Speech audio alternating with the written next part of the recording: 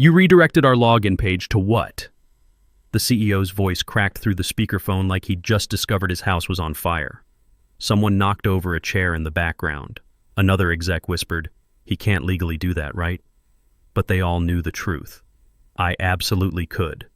I'm Austin Hayes, 47 years old, and an hour earlier, I'd handed them exactly what they asked for, a clean repo link so sanitized it could have been used in a medical facility. But let me back up and tell you how a former Army signals intelligence specialist ended up teaching some civilians a very expensive lesson about operational security.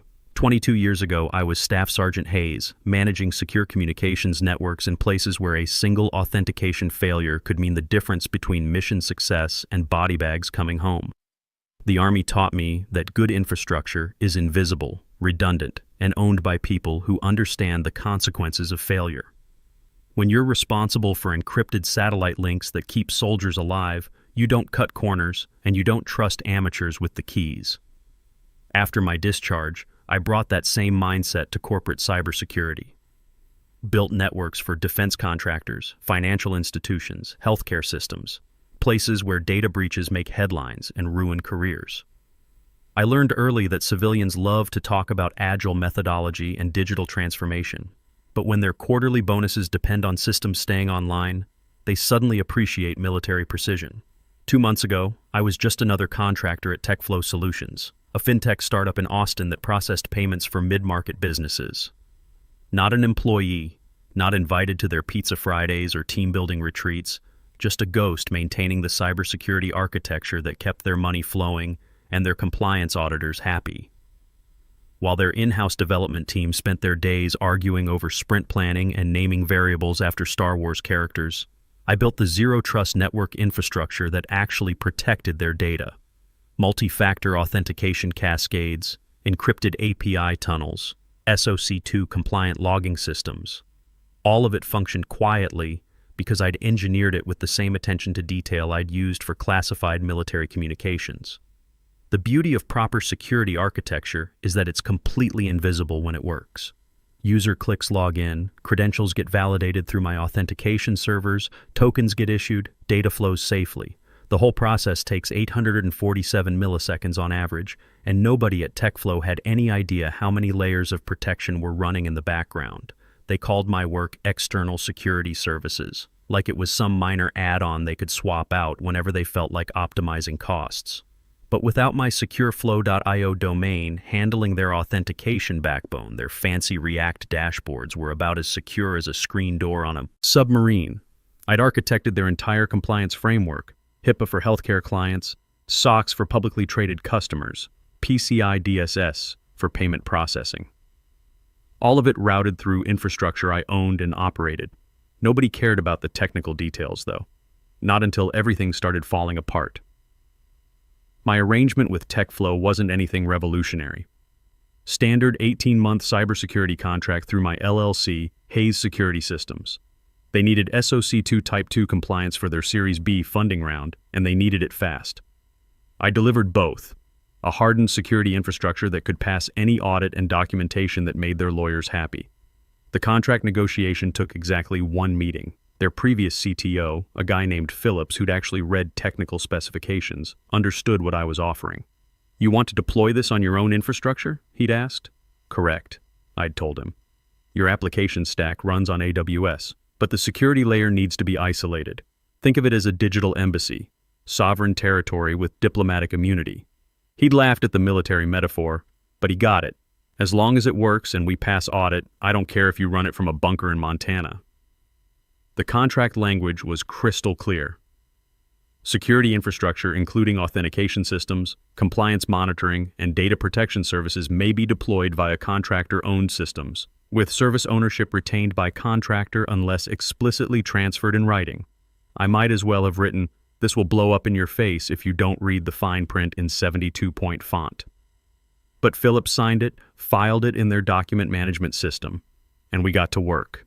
For 16 months, everything ran smooth as military clockwork. My security stack processed 2.3 million authentication requests per month with 99.97% uptime. 0 data breaches, 0 compliance violations, 0 angry calls from enterprise clients about login failures. I'd built them a digital fortress so secure that even their own engineers couldn't break it when they tried to optimize my code without asking. That lesson cost them 4 hours of downtime and a lot of explaining to customers. After that incident, I became the unofficial owner of all security operations. The guy with root access who nobody questioned because the alternative was explaining to million-dollar enterprise clients why their financial data might not be safe. I kept my head down, did my job, and stayed out of their internal politics. Remote work suited me fine. I could monitor their systems from my home office, respond to alerts faster than their on-site team, and avoid the kind of office drama that seems to follow venture-backed startups, like flies follow garbage trucks. Everything stayed stable until Phillips left for a bigger role at Microsoft, and the founder's niece showed up to modernize operations. Madison Parker, 26 years old with a fresh MBA from Wharton and the strategic vision of a goldfish in a blender. Her LinkedIn profile called her a digital transformation catalyst and a results-driven innovation leader. Her actual job seemed to involve sending passive-aggressive emails about operational expenditure optimization and questioning why they were paying contractors for work that AI could probably automate. First thing Madison did in her new role as Director of Digital Transformation was cancel the company's Figma subscription to save $20,400 annually. Never mind that it broke the design team's workflow for a week. Second thing was eliminating the shared Slack workspace to reduce SaaS redundancy, forcing everyone back to email chains that made collaboration feel like passing notes in detention. Third thing was sending me a spreadsheet with the subject line: contractor expense validation required. No greeting, no context, just an Excel file with 18 months of my invoices highlighted in yellow and a note at the bottom. Please justify these charges and provide cost reduction alternatives. I stared at that email for a full minute before responding. In the military, we had a saying, never interrupt your enemy when they're making a mistake. Madison was about to make a very expensive mistake, and I wasn't going to stop her. My response was professional and brief. All charges align with contracted rates and deliverables. Security infrastructure costs are non-negotiable for compliance requirements. Happy to schedule a technical review if needed. Her reply came back in 20 minutes. We'll be conducting a comprehensive audit of all external dependencies. Please prepare documentation showing how your services could be transitioned to internal teams. That's when I knew she had no idea what she was asking for. Transitioning my security architecture to their internal team would be like asking a community college drama club to perform brain surgery. Technically possible, but the patient probably wouldn't survive. I started keeping detailed logs of every interaction, every request, every poorly thought-out cost-cutting initiative. Military habit, document everything because accountability matters when things go sideways. The writing was really on the wall when I got the calendar invite. Operational review, HR Madison, 1:30 p.m. Friday, no agenda, no context, just the kind of meeting request that makes seasoned professionals update their LinkedIn profiles. I showed up 5 minutes early because punctuality is a sign of respect, and I still respected the process even if I didn't respect the people running it. Madison was already there with 2 HR representatives I barely recognized, Rachel from onboarding and some new guy who looked like he'd graduated from the University of nodding aggressively. The conference room felt like a tribunal. Madison had her laptop open with what looked like a PowerPoint presentation titled Operational Efficiency Initiative Phase 2. I sat down across from them with nothing but a notepad and the quiet confidence that comes from knowing you hold all the cards.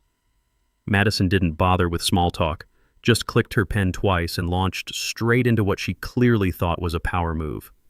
Austin, she began, using the tone consultants practice in mirrors, we've completed a comprehensive cost-benefit analysis of all external vendor relationships, and your engagement presents several optimization opportunities.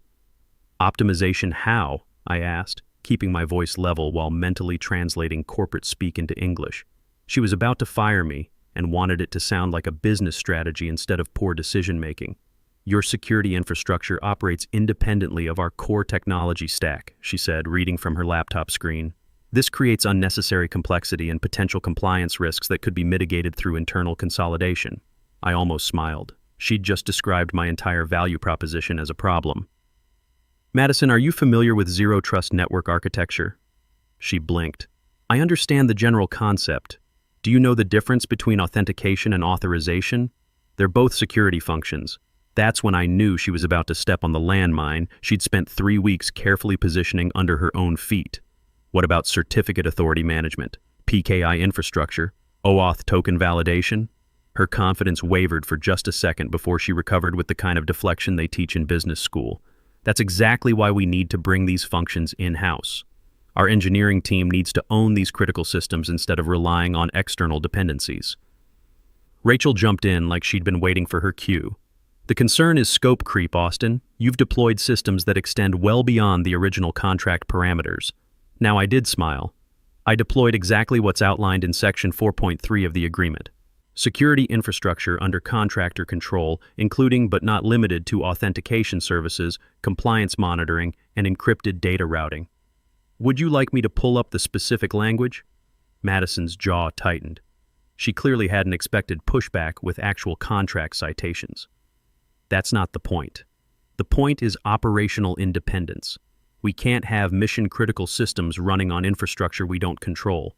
You mean the infrastructure that's given you 99.97% uptime for 18 months? The one that's passed every SOC 2 audit, every penetration test, every compliance review? I kept my voice calm, but inside I was already calculating how this would end. That's exactly what I mean, she said, leaning back in her chair like she'd just made a brilliant strategic move. Austin, we're terminating your contract effective immediately. We need you to transfer all external security credentials and provide complete documentation for internal transition by end of business today. There it was, the moment 18 months of careful preparation had been building toward. I paused, not because I was uncertain, but because I wanted to give her one last chance to understand what she'd just done. Madison, did anyone walk you through what those systems actually do? The authentication flows, the certificate chains, the API gateway configurations? She looked at me like I'd asked her to explain quantum physics. They provide security services. That's AITA's job to figure out the technical details. And you're confident your internal team can replicate 18 months of architecture work in what time frame? They're very capable engineers, she said, dodging the question entirely. That's when I knew she didn't have the first clue about the complexity of what she was asking for. In her MBA-trained mind, security infrastructure was like office software. Cancel the subscription, install the replacement, move on with your day. Of course, I said, opening my laptop. I pulled up GitHub and copied a link to the public repository I'd prepared months ago. Here's the documentation. Everything external, authentication modules, compliance frameworks, security protocols, all current and well documented. Madison took the link like it was a trophy. Perfect. That wasn't so difficult, was it? I stood up, packed my laptop, and looked her straight in the eyes. Just one question. When do you plan to update your DNS records? She blinked again. Our what records? And that's when I knew this was going to be even more fun than I'd anticipated. I walked out of that conference room with the same calm I'd felt after completing a successful mission in Afghanistan. No anger, no drama, just the quiet satisfaction of knowing I'd done everything by the book and they'd chosen to ignore the warnings. What I didn't tell them, what nobody in that room had thought to ask, was that the repository I'd handed over contained clean documentation and reference code, but it was missing every single operational component that made their systems actually work. The live SSL certificates, DNS zone configurations, OAuth signing keys, API gateway tokens, database connection strings, all of that lived on my infrastructure, legally owned and operated by Hayes Security Systems, LLC, according to the contract they'd been too eager to terminate. I drove to my usual coffee shop on South Lamar, the kind of place where nobody bothers you if you sit with a laptop for hours. Ordered a black coffee and a breakfast taco, found a quiet corner table, and opened my security management dashboard. The interface looked deceptively simple, just a clean web portal with status indicators and toggle switches. But behind those switches were 18 months of carefully architected security infrastructure, authentication servers running on hardened Linux instances, certificate authorities with 2048-bit encryption keys, load balancers distributing traffic across geographically distributed data centers, all of it humming along quietly, processing thousands of requests per hour for a company that had just fired the person who built it. I found the control labeled Service Mode and clicked the drop-down menu. Three options: active, maintenance, transfer. For 18 months, it had been set to active. I changed it to transfer. It wasn't sabotage, it wasn't revenge, it was simply a change in operational status. They'd terminated the service contract, so the service was being transferred back to contractor control pending new arrangement. Every security protocol I'd built included automatic fail-safes for exactly this scenario. You can't just leave authentication systems running indefinitely without a valid service agreement. The change took effect immediately, but the visible impact would be gradual, like a slow-motion avalanche that starts with a few pebbles rolling downhill. I sipped my coffee and checked my phone. 11:47 a.m. Right about now, their systems would be starting to feel the effects as authentication tokens began expiring without renewal. The first sign of trouble appeared in their internal Slack at 11:52 a.m. I know because one of their engineers, a guy named Rodriguez, who actually understood infrastructure, had been keeping me in the loop on company drama for months. He forwarded me a screenshot. Anyone else seeing auth timeouts on the client portal? Then another at 11:58 a.m. Multiple login failures. Looks like OAuth is redirecting to an external domain. By 12:15 p.m., it wasn't isolated incidents anymore. It was systemic failure. Every single enterprise client was getting locked out of their accounts. Payment processing had ground to a halt. Access tokens were expiring mid-session faster than their systems could refresh them. The clean, professional login portal their users were accustomed to now displayed a simple message: service temporarily unavailable. Please contact system administrator for assistance. I'd programmed that message myself, along with automatic email notifications to their support team explaining that authentication services were undergoing scheduled maintenance due to contract status change. Professional, informative, completely accurate. My phone started buzzing with calls from unknown numbers. I let them all go to voicemail. This wasn't the time for explanations. This was the time for them to fully understand what they'd lost. Rodriguez sent me another screenshot at 12:23 p.m.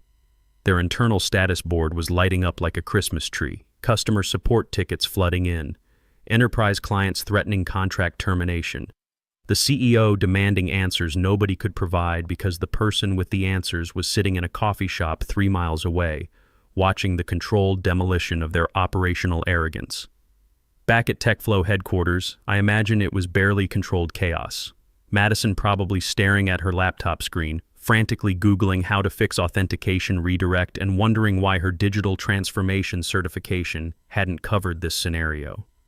Richard Stone, their CTO, would be diving through server logs he couldn't interpret, looking for a magic switch that didn't exist.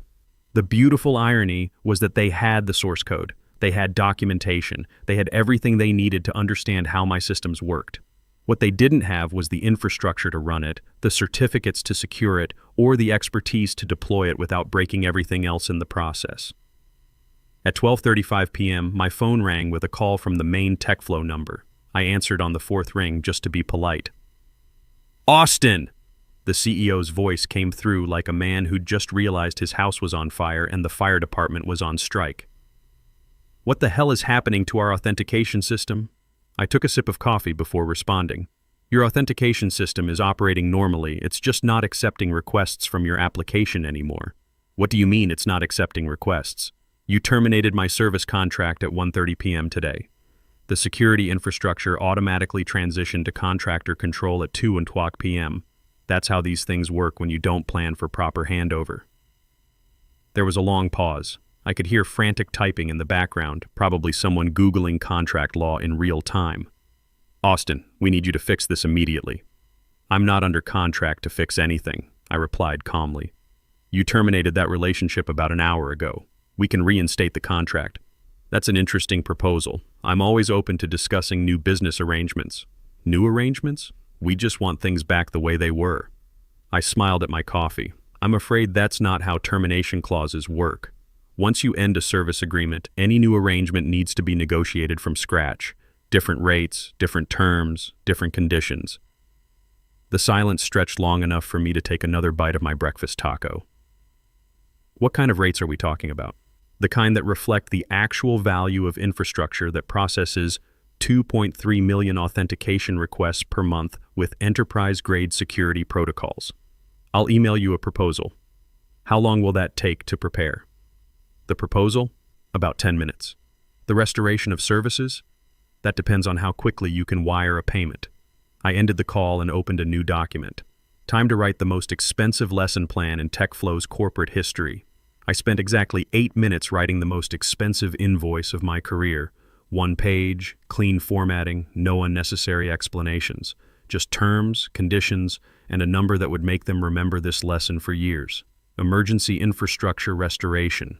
Hayes Security Systems, LLC, Client, TechFlow Solutions. Immediate service, restoration, $485,000. Payment terms.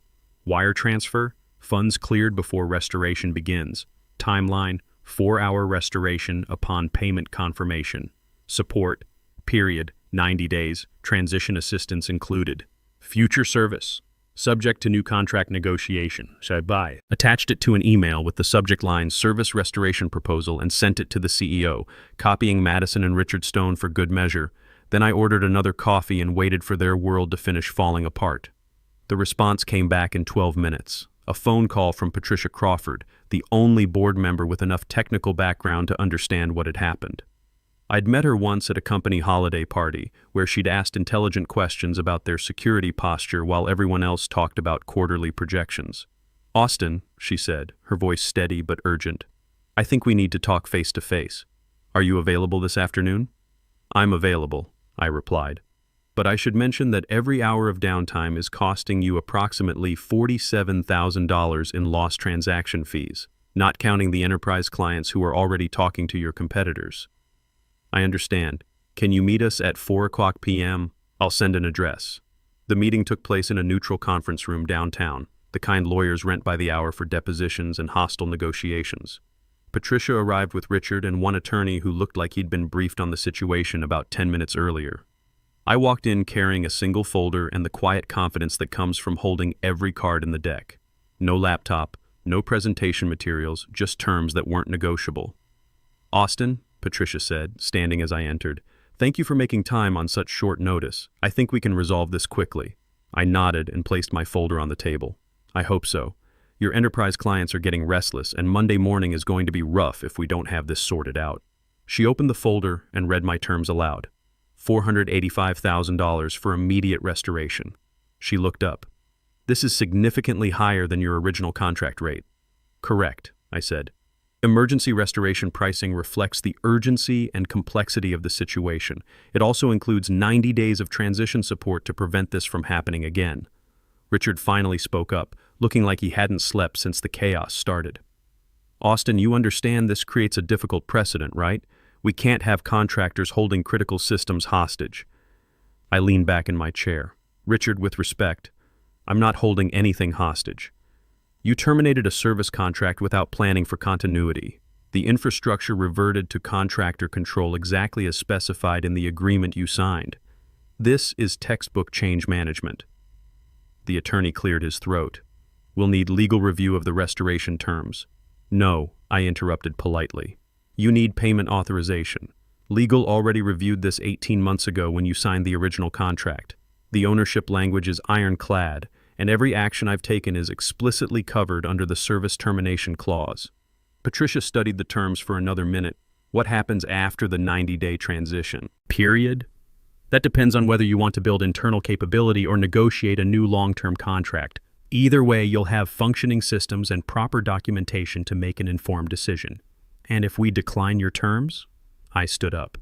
"Then you spend the next 6 months rebuilding what I created, losing enterprise clients every day while your competitors welcome them with functional security infrastructure." "Your call." She exchanged a look with Richard, who was calculating the cost of downtime against the cost of my terms. The math wasn't even close. "We'll wire the payment," Patricia said. "How quickly can you restore operations?" 4 hours after the transfer clears." And that was it. No dramatic speeches, no lengthy negotiations. Just professionals acknowledging that expertise has value and shortcuts have consequences.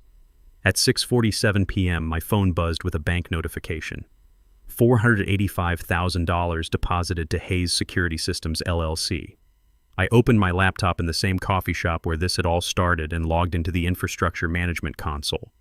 The restoration process was methodical, almost meditative. DNS records updated to restore proper routing. Certificate authorities reactivated for secure connections. Authentication servers brought back online with full token validation. OAuth flows restored to handle enterprise single sign-on requirements. One by one, the digital locks opened and the lights came back on. Login portals loaded correctly. Payment processing resumed normal operation. Compliance monitoring systems picked up where they'd left off without missing a beat. By 8:30 p.m., TechFlow Solutions was fully operational again. Their status board showed green across all services. Customer support tickets stopped flooding in. Enterprise clients could access their dashboards without issues. I sent Richard a simple message. All systems restored. Documentation package arrives tomorrow morning. Transition support begins Monday at 9 a.m. His reply was immediate. Thank you. This won't happen again. I believed him. Not because people suddenly develop wisdom, but because $485,000 is the kind of tuition that makes lessons permanent. The next morning, I woke up to 15 new messages. Job offers from companies that understood the value of real cybersecurity expertise. Consulting opportunities with organizations that treated infrastructure as an investment rather than an expense. One particularly interesting message came from my former commanding officer now running cybersecurity for a federal agency. Heard you just conducted a masterclass in operational security. Interested in protecting something that actually matters? But the most satisfying message came from Rodriguez. Boss, you're a legend. Madison got reassigned to special projects this morning. They're hiring a real CTO who actually understands infrastructure. Also, half the engineering team wants to know if you're hiring. I was. Because here's what business school doesn't teach you. Security isn't a feature you install or a service you can casually replace. It's architecture built by people who understand what happens when the walls fail. And if you're going to fire the architect, you better make damn sure you know where all the blueprints are hidden. I didn't burn any bridges that day. I just reminded them who built the road and who controlled the toll booth. Sometimes that's the only way people learn to read the fine print.